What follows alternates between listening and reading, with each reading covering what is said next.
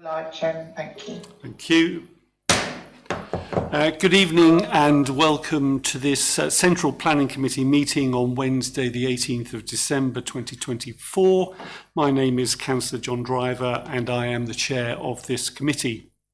Members, we are streaming this meeting live as well as recording, and by being present in the meeting you are giving your consent to being recorded. During each item, please put your hand up to indicate if you wish to speak. I will then invite you at the appropriate time. Could I ask members to avoid approaching the top table, as this could interfere with the cameras and the live stream. Please note that the YouTube live stream sound recording is dependent on the correct use of the microphones. Therefore, can I ask that when invited to speak, you remember to turn on your microphone and turn it off when finished. Please reference a page or paragraph number when referring to the agenda papers and keep your contributions as clear and concise as possible. May I have apologies for absence, please, Clerk? Thank you, Chairman. Yes, apologies were received from Councillor Burwood and Councillor Shaughnessy. Thank you, Chairman. Thank you very much. On to agenda item 3 then, minutes. It is recommended that the minutes of the meeting held on Wednesday the 23rd of October 2024 and found on pages 7 to 8 are approved as a true and accurate record. I so move. Do I have a seconder? Thank you, Councillor Lagan. Can we agree by assent? Thank you very much. On to agenda item 4 then, declarations of interest. To disclose the existence and nature of any disclosable pecuniary interests, other registrable interests and non-registrable interests relating to items of business on the agenda, having regard to paragraph 9 and appendix B of the Code of Conduct for members.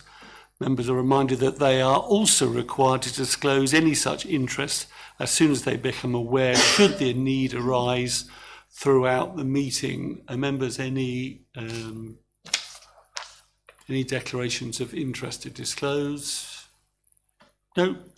Okay, thank you very much. On to agenda item 5 then.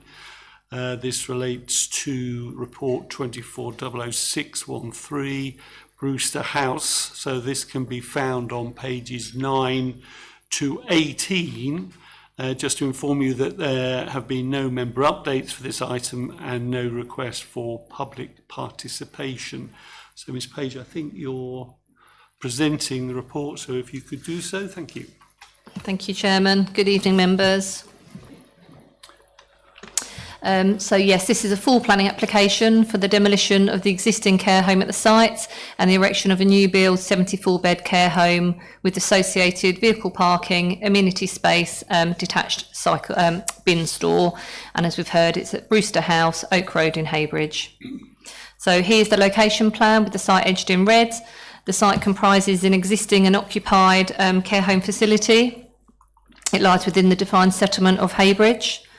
To the north, where my cursor is, to that northwestern corner, are 3-storey flats. To the northeastern corner, you've got some single-storey bungalows. And to this eastern boundary here is Seacombe Road, wherein bungalows also front onto that here. Bungalows to the other side of the road here on Oak Road, to the opposite side of the road from Brewster House. And on the western elevation here, Wood Road, and you've got a mix of single-storey and 2-storey built form. These buildings here where my cursor is have a mixed use, and there's some commercial units at ground floor. Again, you can just see that here a bit clearer on the aerial photograph, so you can see the existing form of the care home, this central amenity area. There's a number of trees on the site and I'll address those shortly, but you can just see the relationship of the building with the surrounding built form. Existing access, 2 existing access points. The main one is to the south of Oak Road, and that provides parking for 22 spaces. And then there's some more informal access here off Sycamore Road, which provides an additional 2. So looking at some photographs here. So this is taken from Sycamore Road, so looking north. So you've got the existing 2-storey Brewster House care home. You can see the existing hedge there that forms part of the boundary, and that's to be retained. These two trees here are some of the birch trees that unfortunately are due to be removed due to the quality of the existing form. Another photograph here taken from Sycamore Road, so it's just looking back really sort of a bit more central on it. So you can see the existing hedgerow, the existing two-storey brick and render property with this conservatory that sort of juts out. These are the trees as I've noted to be removed. So you can see how it's in the main it's a two-storey building, but on this northern boundary you've got a single-storey element, and that's been replicated within the replacement building. Site photographs here from Oak Road, so looking at the main entrance of the building now. So again, some existing planting with that established hedgerow, quite a well-established and pleasant tree within that that front elevation, and you'll see these other trees that are much more established on the western elevation as well. Sorry, I should say here you can also see the bus stop, so the proximity of the bus stop in relation to the care home directly opposite. Some photographs here taken from the Wood Road street scene. So again, you can see the two-storey nature of the existing care home, established hedgerow forming that boundary. Here in that sort of cream colour, yellow, rendered painted property are the three-storey height flats. And you can see here the existing trees that are on that south-western boundary that are very prominent and sort of add to the visual amenity of the area, which are due to be retained and protected as part of the application.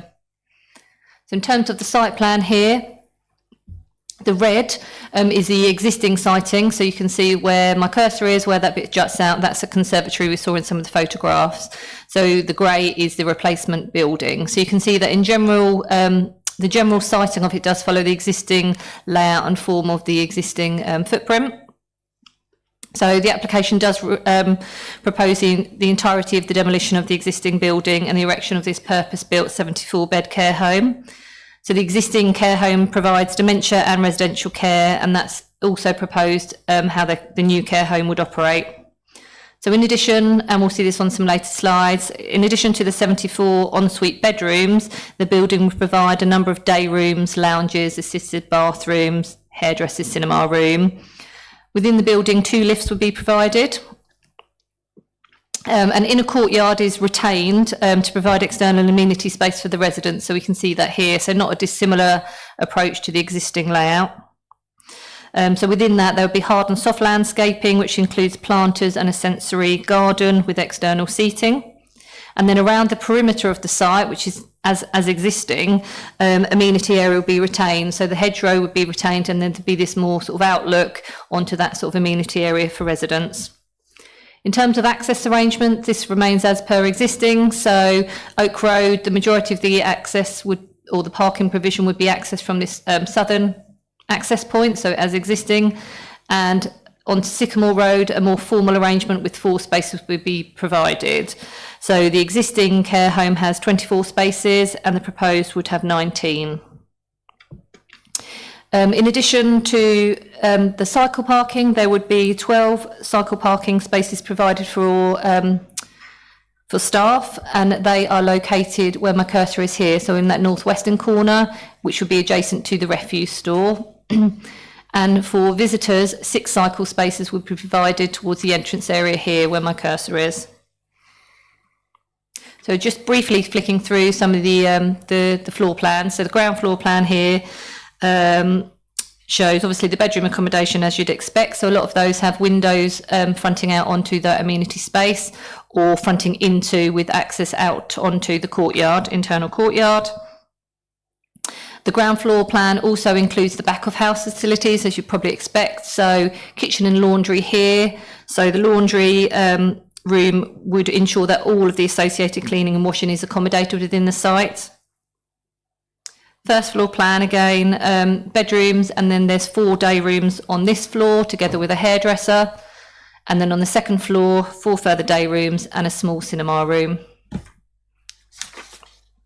So turning to the elevations, this is the Sycamore roadside elevation.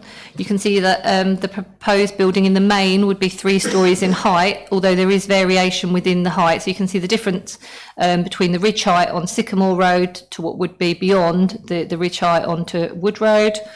You can see that there's a small element of 2-storey, so the height of the building does decrease as it reaches that northeastern corner. So you've got a 2-storey element and then a single-storey element where it meets the adjacent development to the north.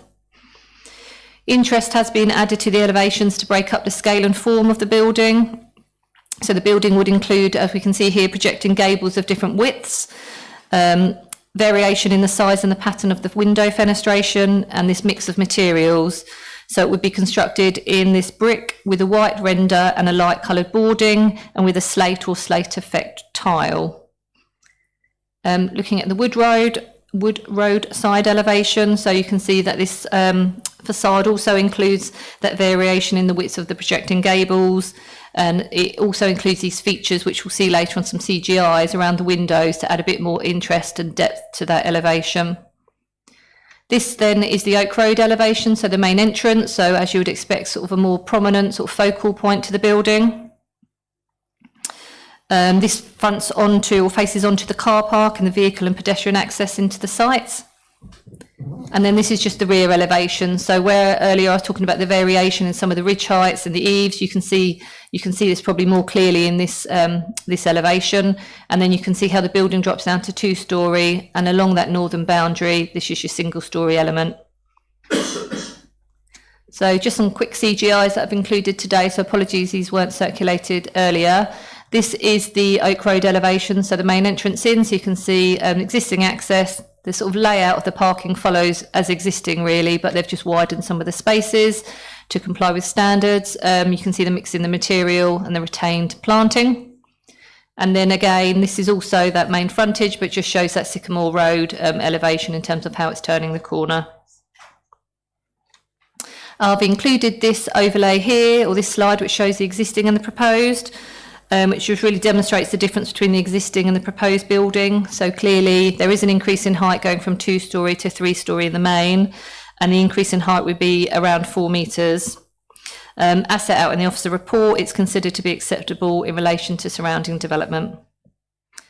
So just quickly here then, so a bin store is being proposed, so a detached bin store, which is located here.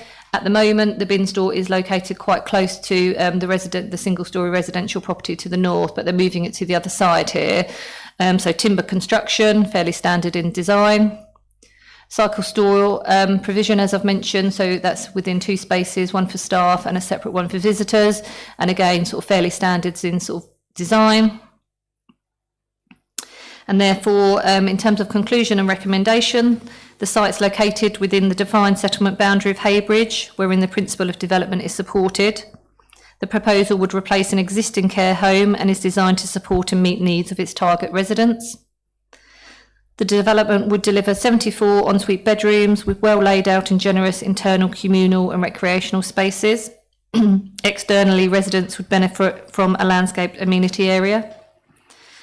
The layout follows that of the existing care home, and the overall size, scale and detailed design would result in a high quality development that would positively contribute to the character and appearance of the locality. The development would be taller in height than the building it replaces, but given the mix of heights of buildings within the locality, this would be acceptable. Subject to conditions, there would be no unacceptable impacts to neighbouring amenity.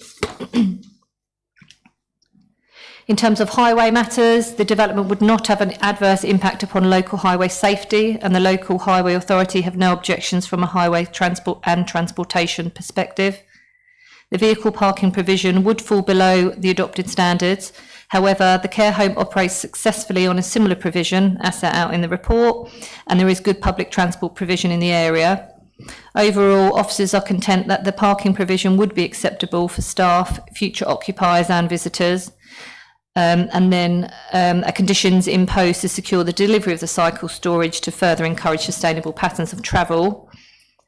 Matters in relation to landscape and ecology are acceptable, and there's no objection in terms of flood risk and drainage. And our recommendation this evening is that planning permission be granted, subject to conditions as set out in the report. Thank you. Thank you very much, Ms Page.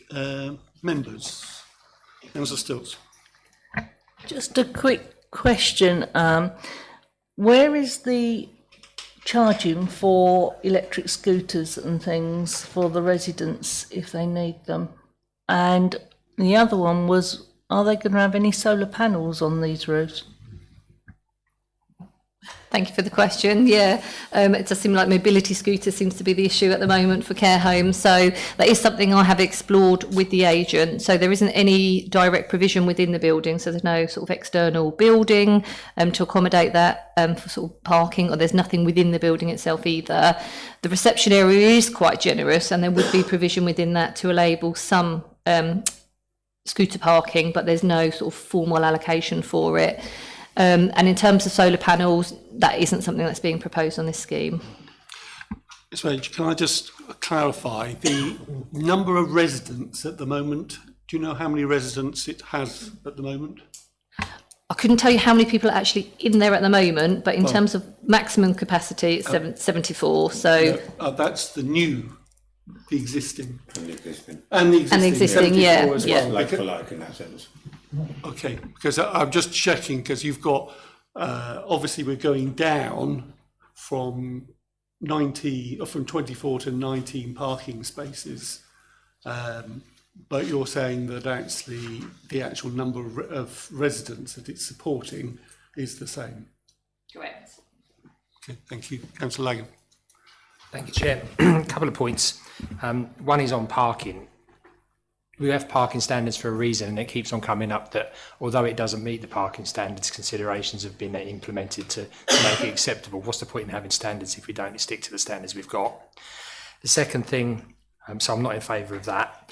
In 5.3.4, and I know the area well, to me this is a subjective comment. It's in 5.3.4 and also in 5.3. Scrolling up like a madman. 5.2.3, it's about the height. Now, there's a lot of good with this, but in the area, you've got the 3-storey flats that are there, and they're the biggest buildings that have been there. The 2-storey care home is smaller than that, so there's a synergy within the area when you go around, because it's also not just an area of a care home, it's also obviously residential with the chippy and the small businesses there. My concern is that it's so big, it will have a negative impact on its bulk and scale within the area, because when you turn around into it and you see this massive thing looming up against you, I don't know whether that would actually fulfil the character and appearance of the locality. I can't see how that would enhance it. Yep, please. Thank you. Thank you. Yeah, in terms of the design, so this application was subject to some pre-application discussions with the council, and we did sort of look at height as part of that. So we very much did encourage a reduction in height to that sort of more sensitive northeastern corner. So where it steps down to the 2-storey and the single-storey. Appreciate that. To that northeastern corner, as you're extending sort of east and south, the majority of the buildings are single-storey in height, and therefore, a 3-storey, predominantly 3-storey building will appear much larger. There's no getting away from sort of, what's being proposed. I think it's the articulation in terms of the design of the building that helps to just break up sort of the scale and mass of the building. So yes, it's tall. There is some variation in terms of the overall ridge heights between some of the facades. And I think the projecting gables, the variation in the width of the gables, and that sort of mix in materials does assist in sort of reducing the overall bulk of it. But ultimately, it is taller than sort of the majority of it's taller than all of the buildings. It's actually taller than the existing 3-storey block to the northwest. At officer level, we feel comfortable that the design does ensure that the building wouldn't appear unduly prominent, and it would have an appropriate relationship with those neighbours. Thank you. Thanks, really. I know that there has been a lot of work put into this. You can tell in a lot of consultation, but the bulk and the scale of it, I just don't think it fits within there. It is incongruous within that locality. Councillor Paula Spenceley first. Thank you, Chair. So I think, agreeing with Councillor Lagan to some extent here, that there are a lot of pluses and minuses to this application. I can really see that care home does need a replacement, and I feel that this will bring a lot of new amenities, if granted, to the residents from everything that I've seen. With regard to the parking, I guess what I'm bearing in mind, and you mentioned actually in the presentation that the spaces are wider, I do feel quite strongly about keeping to parking standards. I guess the only mitigating factor that I'm bearing in mind with this is that it's an existing care home, and unlike any brand new build, although it's a new build, the space that's there is the space that's there. And because I know that it's in my ward, so because I know that estate is, you know, quite cramped for space, it's not going to be possible for it to accommodate the residents in the way that it wants to and increase parking spaces. So I bear that as a mitigating factor, because it's not something we're starting from scratch. It's an existing care home with residents. So I bear that in mind with that. I am encouraged by the cycle spaces, but I still wonder whether or not, and having spoken to my councillor friend here, we were just thinking about that for staff who've worked an 8 or 12 hour shift. I'm not sure how realistic that is with regard to parking spaces, but certainly for visitors. So I take that on board. I do agree that I think the bulk and scale will be a lot. I know that, as I say, I know that area very, very well. Having said that, in honesty, the building that's there now, I think, is not the most, if I'm being honest, attractive building. So I think that this is more attractive in its look. So I think for me, I'm going to carry on listening to the debate. This is really one that has pluses and minuses. And I think overall at the moment, my own thoughts are that it will bring more benefit to the residents and upgrade the area more than it would knock it down. But that's my thoughts. Thank you. Okay, do you want to come back, or shall we just keep? Well, you'll wait. Yes. Okay, Councillor Nick Spenceley. Thank you, Chair. I'm assuming this actually sits outside the planning approval process, but to satisfy my curiosity, how long will this process take? And presumably the existing residents will be moved out to other locations within the current provider's range of sites. I'm just curious as to how long this process will take from demolition to completion and what happens to the residents. I think that's a fair question. It's probably not one that I'm in a position to answer you today, to be honest. I think depending on obviously how the discussion goes and the decision you make this evening, you know, I'm happy to go back to the agent. The agent's been very helpful in coming back with queries, so I think they'll be happy to sort of set that out to us if that's something you want me to come back to you on, but I'm not in a position to answer it today, unfortunately. Ms Page, can I ask about ambulance and lorry movements? Because we've had this previously where we've discussed how that gets managed. Clearly, as Councillor Paul Spenceley has said, it is, and others have said, it is an existing care home, and it's sitting, you know, where the existing care home sat. And I presume if there were problems with this layout, there were some problems with the previous or the present structure. But have we satisfied ourselves that it's possible to deliver the food and whatever the supplies that are needed? I can't quite understand where they're delivered to and how that actually is managed, along with movements of cars and actually with the movement of ambulances, presumably, which will be needed from time to time. Is that being worked through? Yeah, it definitely is something officers have been discussing with the agent. So in terms of refuse, for instance, so I think I did touch on this briefly in the presentation. So the existing refuse store is located where my cursor is, within that northeastern corner. So at the moment, the refuse vehicles would just, as I understand, enter on Sycamore Road and sort of stop here to collect the refuse. So it's similar situation, but it would just be the alternative side now. So the refuse store is located sort of roadside, so it could be easily, you know, serviced from there. In terms of,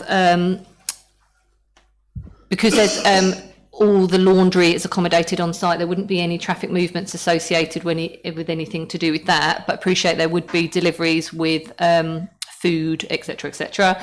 It's understood that that would be once a day.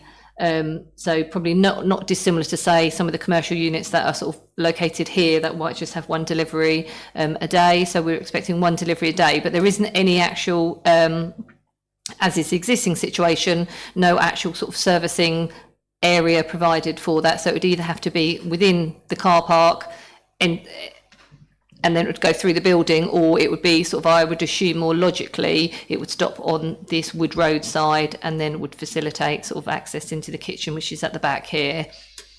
In terms of ambulances, as is the existing situation, there's no actual drop off as we've seen on other care home layouts where there's a bit more space perhaps, but there isn't a sort of allocated drop off or parking bay for an ambulance, but it would just be facilitated within this existing hard surfacing towards the front of the building. And that's what happens now. That's the current situation, yeah. So currently there's no service area for deliveries and there's no ambulance drop-off area. Thank you. Councillor Lay. Yeah, thank you. I don't want to just keep reiterating what other colleagues have said about the site. It's nice to see a development into a care home being upgraded within the district, so we'd welcome that. I'm disappointed that we haven't pushed solar panels, as we had a pre-meeting with them before the build happened. We could be encouraging developers to do this, considering the size and scale of it. It'd be nice to show some green credentials when we're looking at our developments within here. Also electric car charging points. I know we've mentioned scooters, but that also, if we're going forward, there should be charging points or a point at some point in that, around that area. It is a large building, and I note that we've obviously looked to mitigate some of the overshadowing of the buildings, but putting that building in amongst those lower buildings probably will lead to shadowing, or these buildings being in shadow at some point. So I know there's been some mitigation of that. I am torn, I think, with the colleagues' points similar to them about the parking spaces and the development, but it's just good to see a development of a care home for residents here within the district. Thank you. Thank you. Do you want to come back on any of that? I'll just come back on a few points. So yeah, noted on the green credentials, and I think probably moving forward in terms of pre-applications, it's something officers can start including within it. I think in terms of those green credentials, the approach for this scheme would be the fabric first approach. In terms of EVC, yes, I'm not sure what building regulations say in terms of non-residential provision of EVC, but we've put a condition. So condition 17 requires an EVC strategy. So we will secure it. It just depends on sort of whether how many units, how many parking spaces will be provided with it, whether it's all of them or just half of them, I don't know. But we've put a condition on there that would secure some. And probably that's all I wanted to come back to. Thank you. Councillor Swindle. Most of my colleagues have touched on the points that I had written down. I know the area very well. It is a very busy piece of road on a daily basis. There are lorries delivering to the shops, and the buses come through Wood Road 4 times an hour. So I am slightly concerned about the reduction in the parking spaces. I feel that staff probably won't cycle to work. So as much as I want to promote cycling, I don't feel that having taking up space for a cycle storage is a good idea if we can turn it into another parking space. What else did I have written down? Just that 3 sides of that building are overlooked, or they will be overlooking single-storey buildings. They're all old people residential buildings. So it is a very large building that's going to be going up. But I also agree that it really does need a facelift. It will make the area look so much better. I think another good point, I love the fact it's having 2 lifts put in, but that's my personal point of view. Okay. No actual questions, just points. Observations. Okay. Yeah. Okay. Any other observations or comments? I must admit, I'm quite torn. The discussion shows that a little bit in terms of the benefits and the potential harm. But then that's a judgment we're going to have to make, isn't it? So no other comments, you don't think? Well, we have a proposal which is in the report. So I'll just try and nip back to the proposal. Which is approved subject to conditions as set out within section 8 of this report. So do I have a seconder? Councillor Paula Spenceley.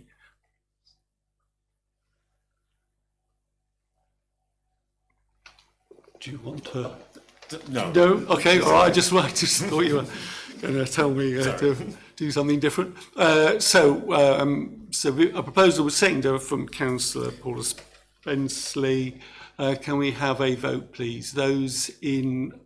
I'm going to hang on. Were you wondering about whether we might potentially say no? Is that what you're wondering about? Well, I was going to remind.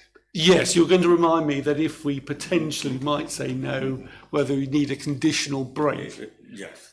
Right, okay. Constitutional. A constitutional. Is it constitutional break? Yes, okay. I think I am allowed to ask whether actually people are minded to vote against it. So let's do this. Are people minded to vote against it? No. Okay, so I don't think I think actually it looks like we may well not need it in that case. So we'll go back to this. We have a recommendation to approve this. It's been seconded, so can we please vote? Those in favour, put your hands up. Unanimous. Okay. Okay, that's item 6 then. Item 7, any other items of business that the chairperson decides are urgent? You'll be glad to know the answer is none. So that means that I just need to close the meeting. So I close the meeting at 8:02.